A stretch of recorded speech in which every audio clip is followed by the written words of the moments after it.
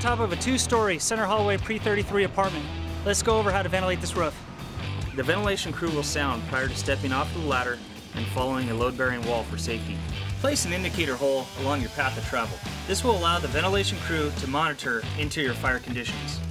On this style of roof, there is typically no load-bearing roof member other than ceiling joists, also known as rafters. The sounder will find a rafter to follow the work location. An inspection cut is vital for member direction, construction type, and most importantly, safety.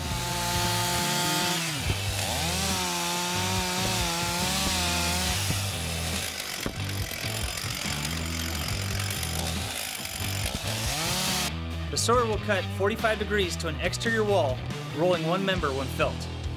Then perform a head cut to locate the same member if felt. If that member is not felt, the construction type is perpendicular, going left to right.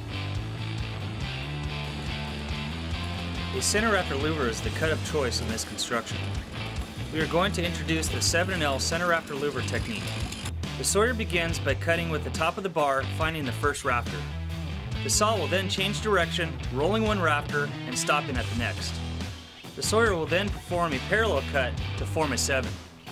A second parallel cut is next, followed by the base cut rolling one rafter. This forms the L. Let's watch our crew perform a 7L center rafter louver. Notice the foot alignment is in line with the rafters. This increases your chances of standing on a sound member and aligning your proper cut. A center rafter louver will work for almost all styles of conventional construction. Start small with a single panel and expand it if needed. Expanding the ventilation hole can be accomplished by cutting with construction.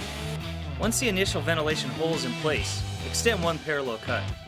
Now extend the opposite parallel cut and finish with a base cut rolling one rafter. Let's watch this crew extend with construction. Extending with construction is typically quicker due to less cuts. Now let's expand a center rafter louver against construction. Once you have a ventilation hole in place, you will start by using a head cut rolling one rafter, and now make your parallel cut. On the opposite side, input a parallel cut followed by a base cut rolling one rafter.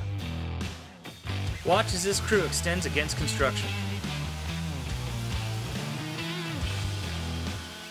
Switch hands whenever necessary to avoid stepping into a pre-existing hole. Extending a ventilation hole should always be done working towards your egress. Trenching any roof is typically a defensive operation. The trench requires that some sort of ventilation has been done. The most crucial decision is to decide where to start. The trench should be close to finish by the time fire reaches it. Notice how the crews work from one side to another, ending on the same side as their ladder placement. The sawyers are using a 7L technique in this operation.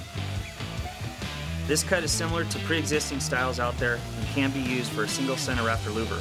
It has many advantages over the running head cut during a trenching operation.